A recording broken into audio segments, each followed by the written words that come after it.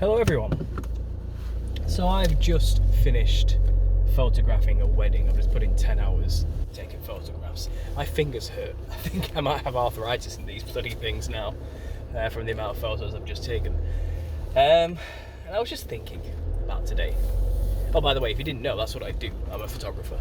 That's what I do for money, you know. It's not just YouTube. I know some people out there think all I do is try and make money off YouTube to support my family, and I've had a lot of idiots trying to tell me I'm stupid for doing that. But nope. Here I am leaving my actual day job. So here's some evidence for you. But I was just doing this wedding, you know, all this happiness, all this joy around me, everyone having a good time, all the little mistakes that happen here and there that just make the day a little bit more memorable, that seem like a tragedy at the time were happening, you know. And I'm capturing all these moments in this family's life. And it's a nice feeling. It's a nice feeling doing that for a living, it truly is. It's much better than stacking shelves and managing people who stack shelves, which is what I used to do. But I am exhausted. And in this mode now, I'm just kind of like reminiscing about my past and where I have come from where I was, and how God has truly saved me in many ways, and how blessed I feel like I am now. And I just want to talk with you guys about it. You know, you guys seem to like listening to me go on, so here I am going on and sharing my thoughts and feelings with you about the situation. I mean, when I initially tried to make a video kind of saying this stuff about a week ago, talking about my past addiction to marijuana, and it was instantly demonetized and I couldn't really use it. It was kind of like ban-worthy, because apparently you're not allowed to talk about it, even if it's in a way where you describe it as not good. You still can't talk about it apparently, which is just so bizarre. I used to have this series on my channel, which was basically me going through the quitting process, a day-by-day journal, and then a week by week and month by month, you know, of getting myself off it cold turkey, just stopping dead after smoking like 8 a day, you know what I mean, for 8 years straight. And you know, that wasn't the worst thing I used to do. You know, I used to partake and dabble in the psychedelic era quite heavily in sporadic spats of, you know, 1 month without a year. I would just go hard on those type of things. But the green stuff, I'm trying to get around this ban here. The green stuff I would use all the time. And it kind of got to the point where I realised I'm not actually in control here, you know, and it got to the point where I realised my whole life revolves around making this stuff appear in my life and having it and using it, basically. That's all I work to do. That's all I wait to do. You know, there was nothing else in my life other than that, basically. And it's a tough one, you know. I'm not here to throw shade at people who are in that world. You know, like I get it. It's a tough culture to break out of, because it truly does kind of become your whole personality very quickly and very easily before you know it, type of thing. You blink and that's where you are, that's where you're at. And it's hard to quit anything like this when you're surrounded with others who also do it, which I was, you know. When you decide to quit, people aren't very supportive of that, because it makes them have to look in the mirror and realise that they should probably quit too, and no one wants to hear that. So, you know, it's tough, and they'll probably do anything they can to make you fail in quitting and go back, just so they feel better about themselves. And I understand it's a difficult cycle to break out of, you know. And for me, it was coming to the end of all my kind of research and everything, being in this new age realm, heavily, you know, believing this kind of new age spirituality about consciousness exploration and psychedelic exploration, all that type of thing, you know. And I was craving some form of spirituality in my life, and that's what filled the void. But I had been dabbling with listening to people like Derek Prince, even Ravi Zacharias, who's dead now, I think, around that time.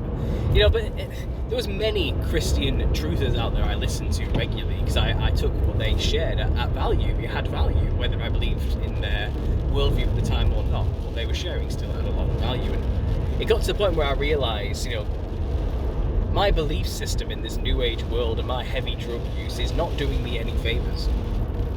My life is not better for it. This spirituality is crap. Like, I get nothing from this, nothing but pain and misery and loneliness and heartbreak and delusion, because this is the thing, all my money went on this stuff, and I was in a situation in my life where I was, still living with my parents after going to uni and coming back home. I didn't have a partner in life at all and had no prospects of meeting one. I was I was in this job that, I hated, basically. And something clicked one day where I realised, what am I doing? And my faith in God kind of was growing a lot by this point. We're talking about 6-7 years ago here now, roughly. It was growing to a point where I kind of accidentally baptised myself about a year prior to this decision. And slowly but surely I'd kind of been dropping all my other addictions like nicotine and things like that and cutting them down, and it didn't happen overnight, but when I decided to ask God to save me for help, basically saying, God, I can't do this anymore, just if you're there, please help me, just help me, please, I need help. And help did come. This is I get a lot of these people, these Gnostic types out there who question, like, how can you possibly believe that the Christians have all the answers, when, knowledge is so infinite, basically, and you're all simply boxing yourself in with this knowledge and thinking that Christ is the truth and all this type of stuff. And hey, I would have been there with you, years ago, before all this. I would have been there saying the same thing, but I think a lot of these Gnostics can get a bit too philosophical about things sometimes, just a little bit, and it's not actually helpful. And all I'd say to them is, dude, just talk to Jesus. Just try it. And you'll be surprised. Like I was. I just asked God for help and he responded. And it was that simple. I didn't need to philosophize or consider vain philosophies about the nature of the reality of God. I need to have a conversation with him. And I got real tangible results I didn't get from the Gnostic, New Age, Hermetic, alchemical type thinking. I actually got real world positive results in my life. I dropped my addictions. I got a promotion. I had more money. I gained so much wisdom through the experiences I continuously had after that. It's like God was testing me and teaching me at every turn. My faith only grew stronger. I met my wife. I have a beautiful child now. And when I consider where I was 5 years ago, 6 years ago, to where I am now, it's worlds apart. And all I did one night, in desperation, at the end of my tether, worn out, burnt out, had nothing left to give, with an empty, broken heart and a broken mind, I just said, God, please help me. And then I slowly descended into the bath, and then suddenly jolted out of the bath after having a rush of power and electricity run through my body, because I accidentally baptized myself in that moment, I think. It wasn't intentional, but I think that's what happened. Just by the pure power and energy involved with the whole situation, it just said, yeah, it was very bizarre. Some context, by this point I hadn't had a physical bath in a tub for years, like since I was a child, because my family and everywhere I've lived only ever had shower cubicles. So this was like my first dunk underwater in a bath scenario for like 15 years. So all of it kind of aligned to that one moment. It was very strange. But yeah, since that moment, my life changed. I just want to say I'm thankful. I guess that's what I'm saying right now. Obviously I had to go for 5 years, but even that was one of those tests I was talking about earlier. It seemed like a bad thing at the time, but as time has gone on, I realised that was truly a blessing for me, because it gave me the ability to step away from all this stuff on YouTube and focus on my life and what God has in plan for me, and everything has fallen into place since then. and now I'm in a position where I feel like I can actually help people because I've already helped myself. Do you get what I mean? With the help of God and Jesus, I have been brought out of a pitiful situation where I was no good to anybody. And I feel like I'm in a stronger position now where I can share some kind of wisdom, whatever wisdom I think I can have at 31 years old, you know what I mean? But there's something I can give now, I feel, that I couldn't before. I was a bad example, you know, and I feel like I'm getting better. I'm not perfect, but I know I've come a long way since 6 years ago, and I didn't do that 100% off my back. I would say it was about a 70% effort on my behalf, and God got me the rest of the way. And that's what it is, you know, and without him I couldn't have got 100% of the way of where I am. I guess I want people to realise, you know, I'm not some zealot, born-again Christian who goes to church and preaches the gospel to people and shouts in people's faces and gets all preachy. I'm not that guy. I never have been, and I don't think I ever will. I have a personal relationship with Jesus Christ. I love him, and I know he loves me. And he has saved me, okay? And that's all I can share with people. That's all I can tell people. And I can't convince them of it by virtue of that alone. You know, I can preach gospel to them and lines, and you know, that's not what got through to me when I was saved. It was hitting rock bottom and having to ask for help, being forced to ask for help, that saved me in the end. And I think in a way everyone's kind of going through that motion. Everyone's being tried by the world to the point where they're at breaking points, to the point where they need God to save them. And it works. It worked for me, and I know it can work for other people too. I truly do. You know, all this off the back of just thinking about, wow, I'm a photographer at a wedding now.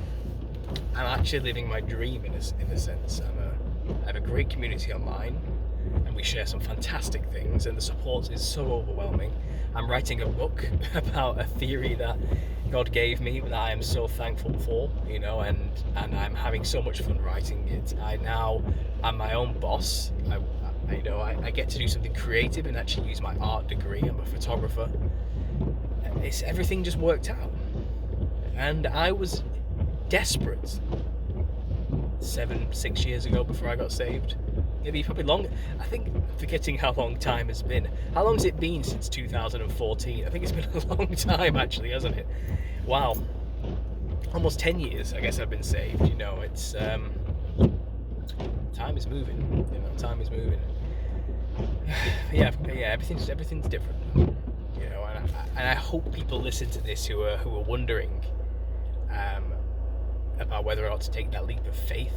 Because you're all in your levels of research with this conspiracy stuff, and you're probably half New Age, Gnostic-y, Christianish type thinking, you know, and it takes a big step to just drop all the crap and just stick to the good old-fashioned Jesus Christ is God, you know, and God is real, all that kind of stuff, you know. The biblical perspective is true.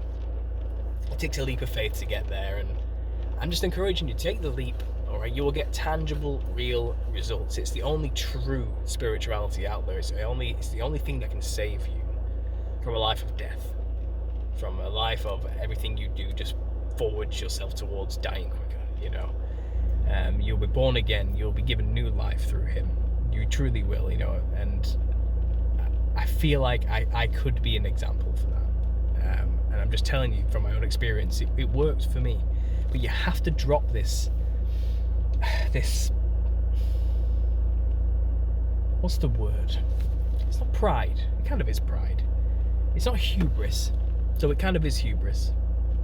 It's the wanting to be able to fix it all yourself. That belief that if I just have enough knowledge, I will be saved. You know, if I just learn enough, then I will be saved.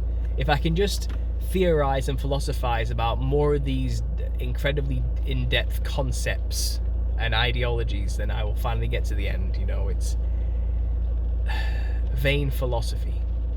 A lot of people get caught up in just nothing but vain philosophy, and it brings them nothing but questions, pain, and misery. And this is the thing, and people don't want it to be simple. I know what people are like, right? I once, someone asked me to buy one of my paintings years ago, okay? And I gave them a price. And then they said, yeah, great, we'll take it. And I stupidly, because I'm just naive at the time, I said, actually, no, I think it's worth less than the price I said. I'll do it for 10%, no, about £20 cheaper.